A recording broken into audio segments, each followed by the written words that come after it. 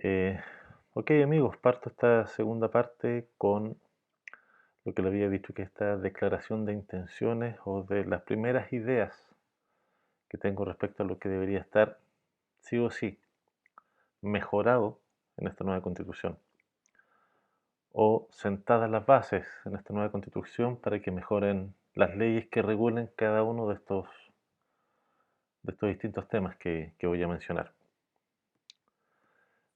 Quiero empezar con decir que creo en la libertad individual, creo en los derechos individuales y en la igualdad ante la ley. Si bien estas tres cosas están dentro de la actual constitución, lo que tenemos que mejorar sí o sí es la capacidad del gobierno para poder garantizar la protección de la libertad de estos derechos y la igualdad ante la ley. Eso es lo que hay que cambiar la obligación del Estado por estos tres elementos que acabo de mencionar. Estos tres elementos se pueden resumir en un solo concepto, que es la dignidad del ser humano. Y el Estado tiene el deber de proteger la libertad individual, los derechos que nos asisten, derechos humanos y derechos de todo tipo, y la igualdad ante la ley. Creo también en la necesidad, ya les dije que vivo en el campo, la necesidad de la protección al medio ambiente, a la naturaleza.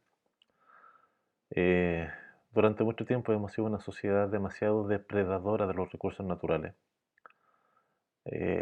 Hubo muchos bosques que se echaron al piso sin mayor control para sembrar pino y eucalipto, por ejemplo, y eso tiene que estar mejor protegido. Obviamente creo que puede existir una ecuación perfecta entre la actividad extractiva y la protección del medio ambiente. En eso sí tenemos que modernizarlo, pero sobre todo tenemos que mejorar los recursos existentes para poder proteger el medio ambiente. Eh, ya sea de contaminación, de depredación, o tener leyes más modernas que nos permitan llegar a esta ecuación entre protección y cuidado del medio ambiente. Siguiendo más o menos con esta línea, creo en el campo chileno. Y esto es súper especial porque también creo en sus tradiciones, eh, pero sobre todo creo en la necesidad de volver a resurgir la producción en nuestras tierras.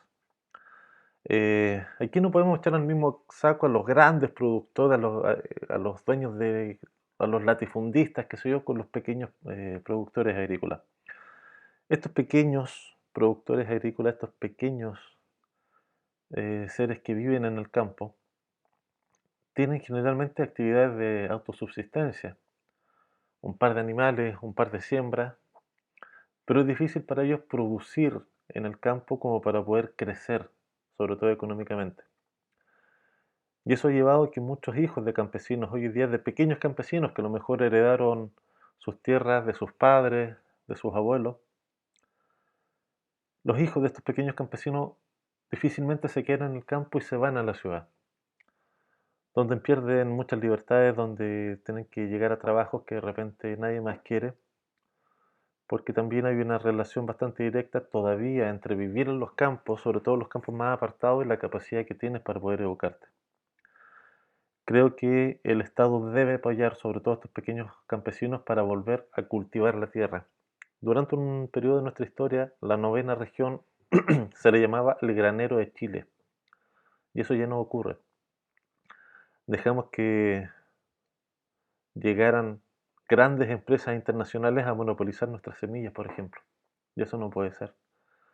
Pero creo que sí, el Estado debe influir mucho en el incentivo, sobre todo a pequeños campesinos, de volver a cultivar la tierra. Otro aspecto que es fundamental en todo esto para mí es la educación. La educación es el único motor de desarrollo cultural y de cambios sociales de un país. En este país los políticos se acostumbraron y los gobiernos a arreglar todo sobre un papel, haciendo una ley. Pero la ley no genera cambios de conciencia, ¿ok? Puede matizarlos, pero no hay un cambio de conciencia. Sí lo hay en la educación. pero una educación que englobe al ser humano dentro de un crecimiento personal global, a través de un profesorado que sea imparcial al momento de entregar la información, al momento de entregar este conocimiento. El, Hace poco tiempo vi con horror algunos videos de kinder, ya de jardines infantiles, donde le hacían cantar cantitos partidistas a los niños, donde le estabas inculcando una idea partidista a esa edad. Y si esto no te parece grave, si esto no te parece terrible, te dejo un ejemplo para que veas lo terrible que es adoctrinar la mente de un niño. Toma la situación de Alemania al final de la Segunda Guerra Mundial, cuando ya los rusos por un lado y los aliados por otro estaban invadiendo Berlín. Había niños de 15 años o menos dispuestos a sacrificar sus vidas ciegamente por el Führer, porque, porque habían sido adoctrinados políticamente por el partido nazi. Sea derecha, sea izquierda, lo que sea, el adoctrinamiento en los colegios no puede ser permitido. La libertad de pensamiento es lo que debe primar a nuestra educación. Solamente así vamos a lograr un cambio social importante, un cambio social que sea real. La herramienta es la educación. Si eres más joven, quizás podrás recordar a un cantante centroamericano residente de Calle 13. La última vez que vino a Viña del Mar, al final de su show dijo una frase perfecta y le dijo a todos los que estaban ahí y a todo el mundo a través de las cámaras de televisión: la verdadera revolución se llama educación. Creo también en el fortalecimiento del Estado como el único ente regulador que puede ser capaz de evitar abusos dentro de los privados. Abusos que pueden darse entre las empresas y los trabajadores, abusos que puedan darse entre distintos tipos de empresas que no compiten de igual a igual. Y sobre todo acá tiene que haber un rol fiscalizador súper fuerte, porque nos hace falta. Si entregamos todo simplemente al libre mercado, a la oferta y la demanda, no sirve, no es suficiente. ¿Por qué este rol fiscalizador? Te doy un ejemplo también. La mina San José. ¿Te acuerdas del rescate de los 33 mineros? Una proeza a nivel mundial hecha en Chile.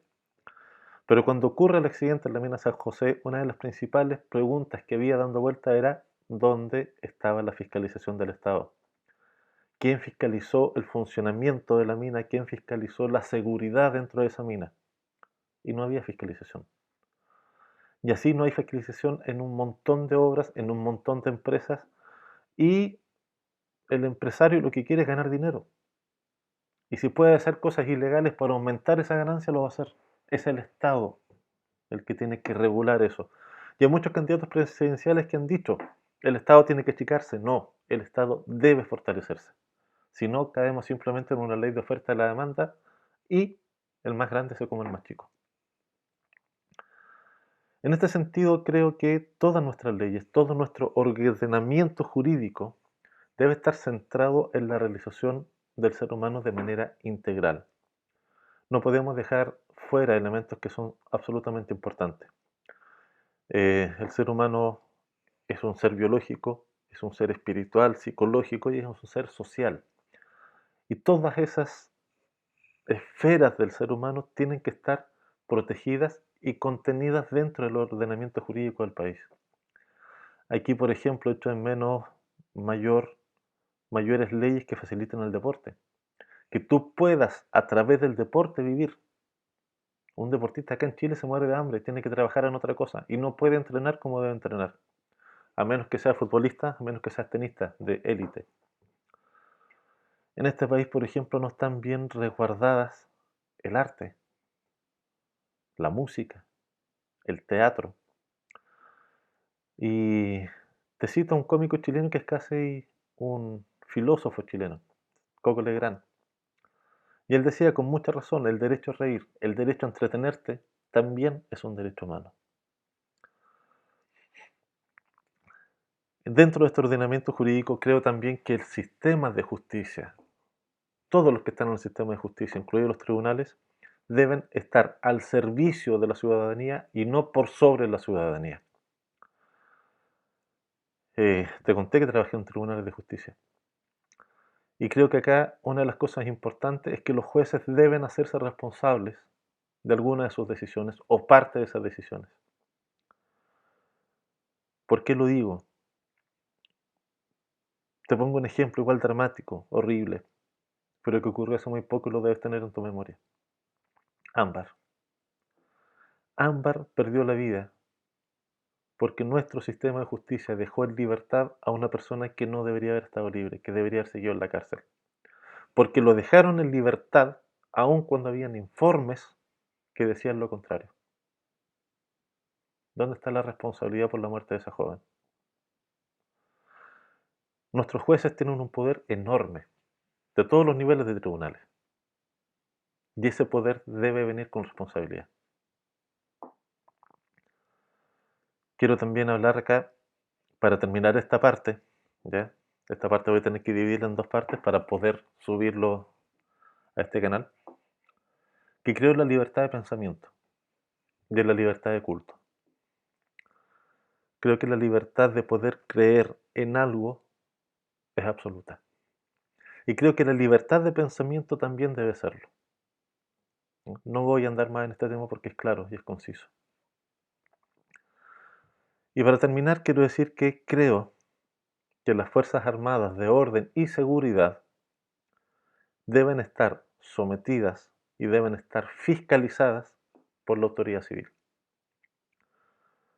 No puede ser que los más grandes fraudes contra el fisco, las más grandes estafas contra el fisco, hayan ocurrido en Carabineros de Chile y en las Fuerzas Armadas.